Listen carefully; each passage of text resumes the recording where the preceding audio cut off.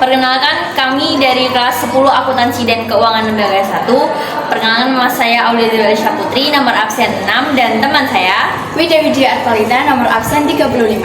Di sini kami akan menjelaskan materi laporan arus kas. Selamat menyaksikan. Apa itu laporan keuangan? Mari kita lihat beberapa pendapat para ahli. Menurut Ikatan Akuntan Indonesia, laporan keuangan merupakan bagian dari proses pelaporan keuangan yang sangat lengkap. Biasanya meliputi neraca, laporan laba rugi, laporan posisi keuangan, catatan dari pelaporan keuangan, serta materi penjelasan yang merupakan bagian integral dari laporan keuangan. Sedangkan menurut Munawir, laporan keuangan merupakan hasil dari proses akuntansi yang berfungsi sebagai alat untuk berkomunikasi antara data-data dan aktivitas suatu perusahaan dengan pihak-pihak yang berkepentingan yang membutuhkan data keuangan dan aktivitas perusahaan tersebut. Biasanya, laporan keuangan terdiri dari laporan biaya produksi, laporan laba rugi, laporan perubahan ekuitas, laporan posisi keuangan, laporan arus kas, dan catatan laporan keuangan. Nah, yang kami bahas pada kali ini yaitu laporan arus kas. Selamat menyaksikan. Sebelum kita mengenal definisi arus kas, apakah kalian tahu apa itu kas? Kas yaitu aktiva lancar yang paling liquid atau mudah dikonversi menjadi uang tunai. Kas merupakan alat pembayaran yang terima umum yang dapat digunakan untuk membayar kewajiban jangka pendek, baik yang berada di tangan atau cash on hand maupun yang berada di bank.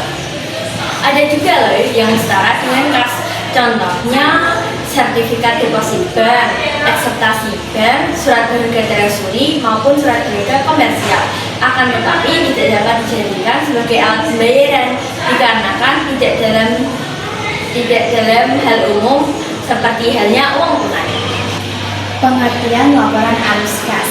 Menurut Sofyansa Karyarehat, yaitu laporan keuangan yang memberikan informasi yang relevan tentang pengeluaran dan pemasukan suatu pembukuan pada suatu periode tertentu dengan mengklasifikasikan pada kegiatan operasi, pembiayaan, dan investasi. Menurut Donald Egyoso, laporan arus kas melaporkan penerimaan kas, pembayaran kas, dan perubahan bersih pada kas yang berasal dari aktivitas operasi, investasi, dan pembiayaan dari perusahaan selama suatu periode tertentu dalam format merekonsiliasi saldo awal dan akhir. Menurut Danilis Sinamora, yaitu laporan keuangan yang memperlihatkan pengaruh dari aktivitas operasi, pembiayaan, dan investasi dalam suatu periode tertentu dengan cara merekonsiliasi saldo awal dan akhir. Menurut Bambang Rianto, yaitu suatu laporan yang menggambarkan dari mana datangnya dan untuk apa digunakannya. Nah, dari beberapa definisi tersebut bisa kita simpulkan laporan arus kas merupakan laporan yang memberikan informasi tentang masuk dan keluarnya kas yang berasal dari aktivitas operasi, pembiayaan, dan investasi. Laporan arus kas biasanya dibuat dalam bentuk anggaran dan realisasi. Tujuan dan manfaat laporan arus kas yaitu untuk mendapatkan informasi mengenai penerimaan dan pengeluaran kas dalam suatu periode akuntansi. Laporan ini berguna untuk pemilik, investor, dan kreditor. Manfaatnya yaitu mengevaluasi kebijakan manajemen, menilai kesehatan keuangan bisnis, mempermudah perusahaan mendapatkan pendanaan, kemudian menghindari krisis keuangan mendadak. Komponen laporan arus kas, yaitu yang pertama ada aktivitas operasi atau operating activities, yaitu kegiatan operasional perusahaan yang dapat diperoleh dengan memasukkan nilai pengaruh dari bank atau kas pada transaksi yang terlibat dalam penyaluran emisi. Arus kas masuk biasanya dari penerimaan dari langganan, penerimaan dari piutang bunga, penerimaan dividen, dan penerimaan refund dari supplier. Arus kas keluar biasanya untuk pembayaran barang ataupun gaji. Yang kedua, aktivitas investasi atau investing activities, yaitu kegiatan memasukkan nilai dari transaksi yang mempengaruhi kas ataupun untuk kegiatan investasi pada aset yang diperkirakan umurnya lebih dari 1 tahun. Kas yang diterima misalnya dari penjualan aktiva tetap, penjualan surat berharga berupa investasi, penagihan jangka panjang, maksud saya penagihan investasi jangka panjang, dan penjualan aktiva lainnya yang digunakan untuk kegiatan produksi. Arus kas yang keluar misalnya dari pembayaran untuk mendapat aktiva tetap, pembelian investasi jangka panjang, dan pembelian untuk pihak lain. 3. Aktivitas pendanaan atau financing activities, yaitu sebuah aktivitas kas yang berasal dari penambahan modal perusahaan. Arus kas masuk berasal dari pengeluaran saham, pengeluaran wesel, penjualan obligasi, dan pengeluaran surat untuk hipotek. Arus kas keluar yaitu pembelian dividen dan pembagian lainnya diberikan kepada pemilik, pembelian saham pemilik atau treasury stock, pembayaran untuk utang pokok dana yang dipinjam. Metode penyajian laporan arus kas terbagi menjadi 2, yaitu metode langsung dan metode tidak langsung. Metode langsung menyajikan laporan arus kas masuk dan keluar dari aktivitas operasi secara langsung. Laporan ini akan memperlihatkan setiap rinci kategori utama penerimaan kas dan pembayaran kas, seperti penerimaan kas dari pelanggan, pembayaran kas pada pemasok, pembayaran gaji karyawan, dan lain-lain. 2. Metode tidak langsung. Metode tidak langsung dimulai dengan laba bersih dari laporan laba rugi, kemudian dilakukan penyesuaian untuk perubahan kas dan perubahan dalam aset dan kewajiban zakat untuk mengkonversi laba bersih menjadi arus kas dari aktivitas operasi. Cara pembuatan laporan arus kas. Yang pertama yaitu kumpulkan data keuangan, yaitu yang berasal dari neraca, laporan laba rugi, dan catatan laporan keuangan. Susun semuanya, baik yang masuk maupun yang keluar. Yang kedua yaitu pilih metode pelaporan, yaitu ada 2 metode, yaitu metode langsung dan metode tidak langsung. Yang ketiga yaitu susun arus kas dari aktivitas operasi, yaitu dengan cara menghitung seluruh aktivitas operasi yang masuk dan dikurangi dengan arus kas yang keluar. Yang keempat yaitu susun arus kas dari aktivitas investasi. Yang kelima, susun arus kas dari aktivitas pendanaan.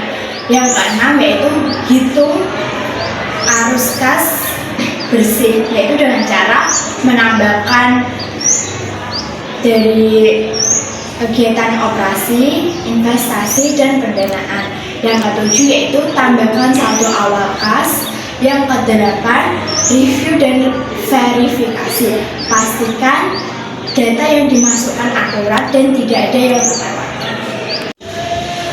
Nah, ini ada contoh soal dari PT Maju Jaya. Disajikan informasi keuangan PT Maju Jaya dari arus kas aktivitas operasi, yaitu yang pertama ada penerimaan kas dari penjualan sebesar 500 juta rupiah, pembayaran kepada pemasok sebesar 200 juta rupiah, pembayaran gaji karyawan sebesar 100 juta rupiah, pembayaran bunga sebesar 20 juta rupiah, dan penerimaan kas dari penerimaan piutang sebesar 80 juta rupiah. Yang kedua yaitu ada arus kas dari aktivitas investasi, yaitu ada pembelian peralatan sebesar 150 juta rupiah dan penjualan aset tetap sebesar 50 juta rupiah. Yang ketiga yaitu ada arus kas dari aktivitas pendanaan. Yang pertama ada penerimaan kas dari penerbitan SIM sebesar 200 juta rupiah. Yang kedua ada pembayaran dividen sebesar 50 juta rupiah. Yang ketiga ada pelunasan pinjaman bank sebesar 70 juta rupiah. Lalu untuk saldo awalnya yaitu ada 100 juta rupiah. Pembahasan dari soal tadi yaitu yang pertama dengan menghitung arus kas dari aktivitas operasi dan kepada langsung. Yang pertama penerimaan dari penjualan sebesar 500 juta rupiah. Yang kedua pembayaran kepada pemasok sebesar 200 juta rupiah. Yang ketiga yaitu pembayaran kepada gaji karyawan sebesar 100 juta rupiah. Yang keempat yaitu pembayaran bunga sebesar 20 juta rupiah dan penerimaan piutang sebesar 80 juta rupiah. Arus kas bersihnya yaitu 500 juta rupiah kurangi 200 juta rupiah kurangi 100 juta rupiah kurangi 20 juta rupiah ditambah 80 juta rupiah sama dengan 260 juta rupiah. Yang kedua yaitu menghitung arus kas dari aktivitas investasi. Transaksinya yaitu pembelian peralatan sebesar 150 juta rupiah dan penjualan aset tetap sebesar 50 juta rupiah. Arus kas bersih dari aktivitas investasi yaitu 50 juta rupiah dikurangi 150 juta rupiah sama dengan 100 juta rupiah. Yang ketiga yaitu menghitung arus kas dari aktivitas pendanaan. Transaksinya yaitu penerimaan dari aktivitas saham sebesar 200 juta rupiah. Yang kedua yaitu pembayaran dividen sebesar 50 juta rupiah. Yang ketiga yaitu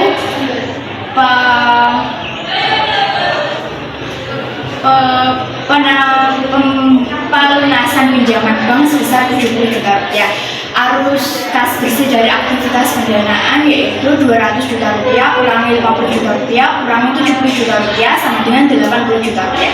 Yang keempat yaitu menghitung kenaikan atau penurunan dari arus kas tadi yaitu dengan menjumlahkan semuanya. Jadi dari aktivitas operasi ada 260 juta rupiah, dari investasi ada 100 juta rupiah.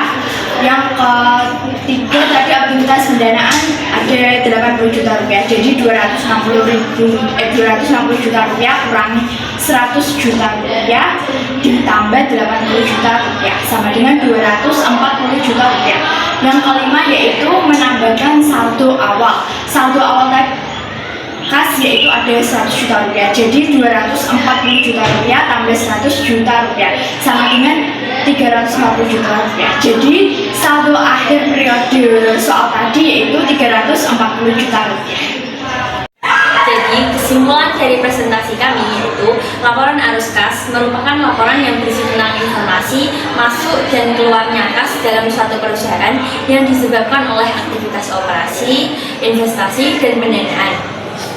Laporan ini digunakan untuk mengevaluasi aktiva bersih dalam suatu perusahaan dan mengatur arus kas di suatu perusahaan. Informasi arus kas berguna bagi para pemakai laporan keuangan untuk menilai suatu perusahaan dalam menggunakan dan menghasilkan arus tersebut. Dengan demikian, laporan arus kas dapat membantu proses pengambilan keputusan ekonomi dan meningkatkan daya banding pelaporan kinerja operasi berbagai perusahaan. Sekian presentasi dari kami. Terima kasih. Wassalamualaikum warahmatullahi wabarakatuh.